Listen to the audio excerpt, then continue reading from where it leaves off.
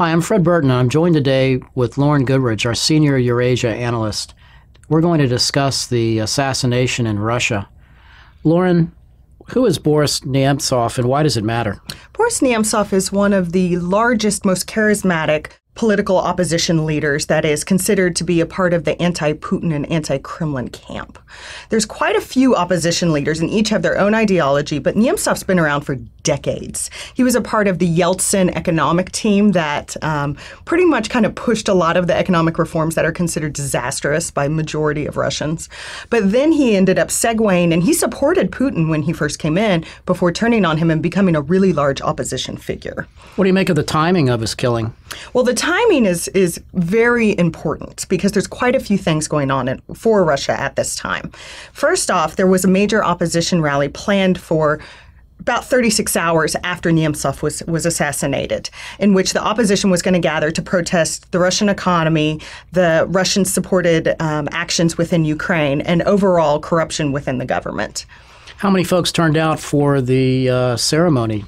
Well, the protest ended up not going on, but they ended up supplementing the protest with actually having a morning rally for Nemtsov himself. However, what was really interesting was that when it was planned as a protest, the opposition leader said that they were going to get more than 100,000 people on the streets. But when it turned into a morning rally, everyone thought that it would bring out even more people into the streets, seeing how it was in order to celebrate Nemtsov after the assassination, but it only brought out about 20 to 50,000 people on the streets, which is a really low number for Moscow.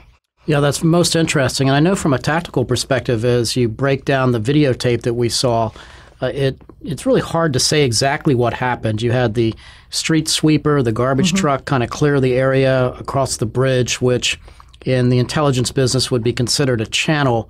And in essence, it certainly was a very professional operation. And I know we've seen, I think it's been 6 other similar kind of assassinations inside of Russia, haven't we? Inside of Russia and outside of Russia. I mean, there have been hits on Russians around the world as well. This one was really interesting because it was very uniquely timed. He left the restaurant at Gum, and then he was walking on the bridge, and he had nowhere to go. I mean, he was very... Do we know where he was going? All we know is that he was crossing the bridge with his lady friend. That was his girlfriend? It was his girlfriend. She's a Ukrainian model, though, and they have been reportedly been on and off for a while now, so it wasn't a new relationship for him. And I know he's also indicated that he's felt threatened in the past. Who would be his enemies? Well, he's been threatened in the past for decades. He's racked up quite a few enemies throughout the years, inside and outside the Kremlin, from businessmen, from Putin in his own circle, and from other political parties as well. He's had these very public fights on television inside of Russia in which they've thrown water at each other and tried to punch each other out, him and other politicians. And so he's no stranger to controversy and to having political enemies in Russia. Do you know if he's had any recent death threats at all? He's had quite a few death threats. He's had death threats that he has claimed have come from the Kremlin and have come from Russian nationalists as well. And so there's quite a few people that could be behind this, but I just don't think we're ever going to know, just like behind all the other assassinations that we've seen in Russia. Do you think that there will be a fair investigation?